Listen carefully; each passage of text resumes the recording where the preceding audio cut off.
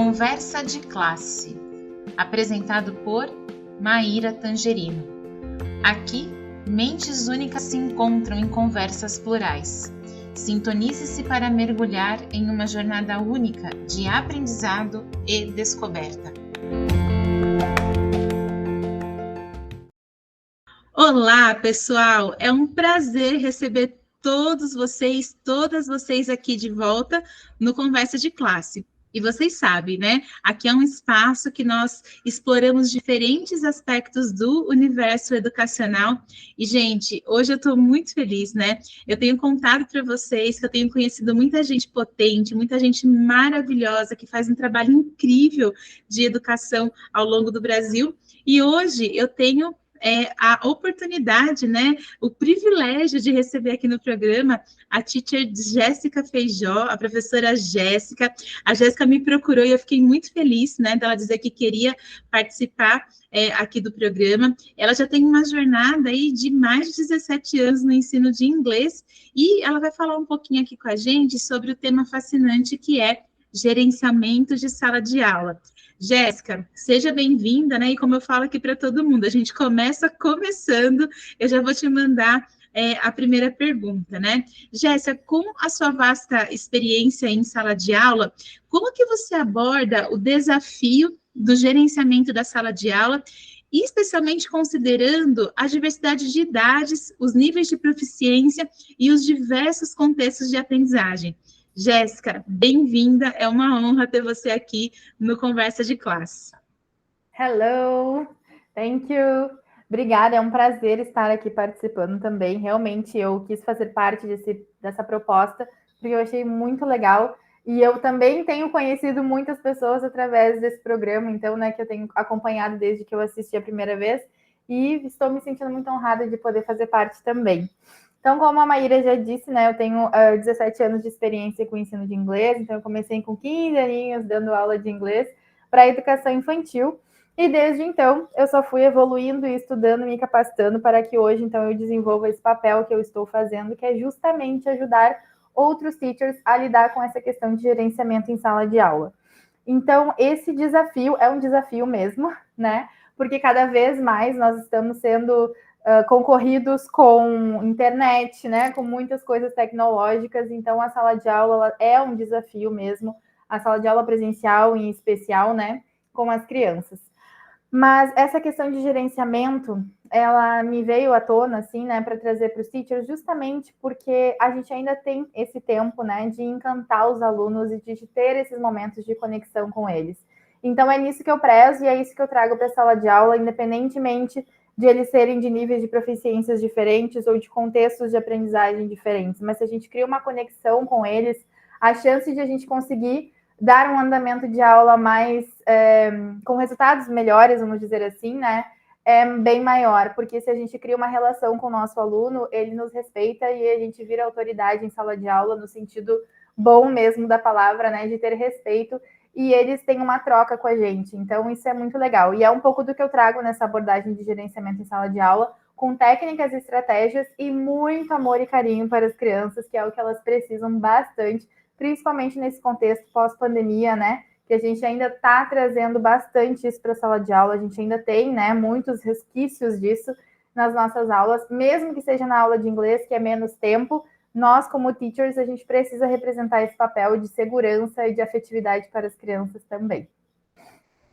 E Jéssica, é muito legal, né, você trazer essa perspectiva, porque embora a gente está falando aqui de uma realidade que acontece muito aí nas aulas de inglês, eu acho que as dicas que você está trazendo, elas podem ser expandidas para qualquer área do conhecimento, né?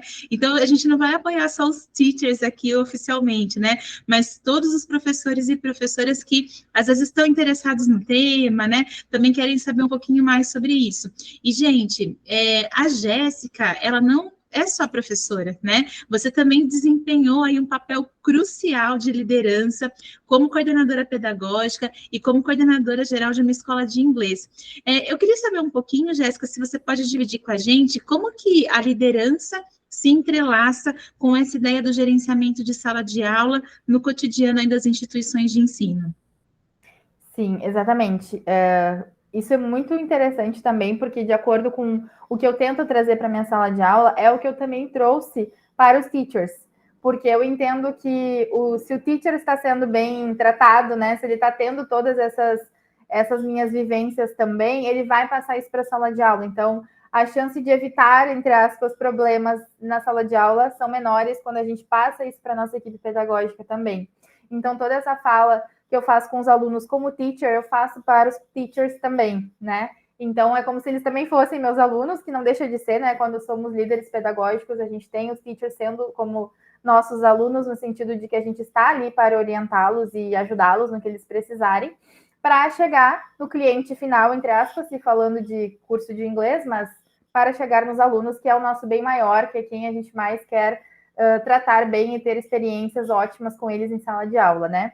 Então, essa perspectiva que eu trago, ela vem lá de cima justamente para que, se toda a equipe estiver pensando assim, é muito melhor o gerenciamento nas aulas com todos, né? Evita que eles precisem me chamar, por exemplo, né? Que eles precisassem me chamar para ter que ajudar em alguma coisa, se eles já usassem essas técnicas e estratégias também. E Jéssica, a gente sempre fala, né, no dia a dia da formação de professores, né, é porque eu tenho um pezinho muito forte ali na formação de professores, que nada melhor, né, do que a gente garantir o que a gente chama de homologia de processo, né, então, da forma que eu estou fazendo ali com o meu teacher, é como eu espero também que ele possa fazer com os alunos, assim eu inspiro, e muito no lugar, né, você colocou muito bem isso, né, de parceira mais experiente, né, desse teacher poder acreditar, olha, tem uma pessoa aqui que de fato, né, ela tem esse olhar da experiência e esse olhar da experiência contribui aí com o meu dia a dia.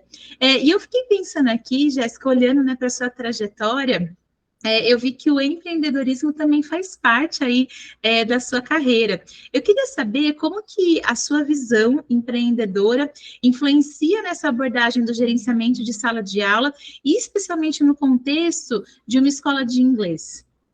Ótimo. Sim, eu já venho aí desde os 15 anos dando aula de inglês, mas depois, quando eu estava ainda na faculdade, eu cheguei a ter 50 alunos na minha garagem, 50 alunos particulares, né? Até que um dia, então, eu tive a minha própria escola de inglês, e hoje estou aqui justamente para compartilhar essa experiência e trazer as coisas que nem tudo sempre dá 100% certo, e é o que nos faz, né, a gente aprender, e trazer as coisas boas e essa experiência toda, e por isso que, trazendo essa questão do empreendedorismo, né, eu acredito, de novo, que foi justamente por eu sempre ter focado nesse lado pedagógico, nesse lado cuidando dos teachers, cuidando dos professores, trazendo todas essas estratégias, que fui tendo sucesso, né? Foi dando certo, fomos tendo mais alunos. Para vocês saberem, a escola em que eu entrei como diretora não tinha crianças, por exemplo. E quando eu cheguei, a primeira coisa que eu quis foi divulgar que a gente tinha criança, queríamos crianças, né? Então, nós tivemos 2 crianças logo que eu cheguei, no primeiro mês, e depois a gente ficou com 4 ou 5, mais ou menos, até o fim do ano, que foi realmente no fim do ano. Hoje, essa escola já tem 100 crianças, né? Então, isso é muito legal, é um sinal de que funciona, né? Então, essa questão toda de gerenciamento em sala de aula não é só, aqui como tu comentou ali antes, que não é só para o teacher de inglês, não é só para o teacher, na verdade, né? Não é mesmo, porque ensinar inglês é muito além do que só ensinar inglês quando a gente se trata de criança, né? Então, se tem um professor aqui que dá aula para criança, ele vai precisar também desse passo a passo, mas o teacher de inglês, além de saber falar inglês e ensinar, vai precisar também desse manejo, porque não é só uma questão de comportamento, é uma questão de saber como lidar com a criança, de saber o que ela já sabe fazer. Por exemplo, assim, é uma coisa que eu falo também, principalmente quem lida com criança pequena. Será que vocês sabem tudo que uma criança sabe fazer naquela idade? Para quem dá aula para bebês, por exemplo, de 1 ano e meio, 2, você sabe que a criança ainda não consegue pegar uma bola? Se a gente jogar ela para pegar com a mão, ele ainda não vai ter, né, essa força para pegar? E aí, se a gente pensa numa aula com isso, né? Vai ser uma aula frustrante, porque a gente vai ver que a criança não vai pegar, o bebê talvez vai chorar, enfim, né? E aí parece que deu tudo errado. Mas se a gente conhece o nosso aluno, se a gente estuda, né, para lidar com aquele público que está ali com a gente, tudo facilita, né? E aí daí não é uma questão de comportamento, foi uma questão de não planejamento de acordo com a idade. Então são várias coisinhas que a gente tem que pensar, não é só falar das cores e sair correndo para brincar, né? A gente precisa ter coisas guiadas, coisas direcionadas. Algo que eu falo muito é sobre ter uma rotina de trabalho com as crianças, né? E aí isso também, de novo, não é só no inglês, a criança precisa de rotina, a criança precisa saber o que vai acontecer. E não é que a gente vai fazer a aula toda igual sempre, pensando no inglês, que aparece uma vez por semana na escola, na aula, né, por exemplo, mas é porque a gente precisa organizar esse ser humaninho que está ali, ele precisa entender que agora não é a hora do lanche, agora é a hora da brincadeira. O lanche vai acontecer daqui a pouco, mas se tu coloca a rotina visível para ele e vai dando um check, que é o que eu dou de sugestão, facilita muito, porque daí a criança não fica ansiosa, ela não vai ficar te perguntando várias vezes, né, o que tem que fazer, e a gente já antecipa isso para a criança e facilita no andamento da sala de aula, né? Então, o empreendedorismo, o fato de eu ter sido líder pedagógica, tudo isso foi auxiliando para chegar nesse aluno, para que todos pensem da mesma forma e ajudem essa criança em sala de aula.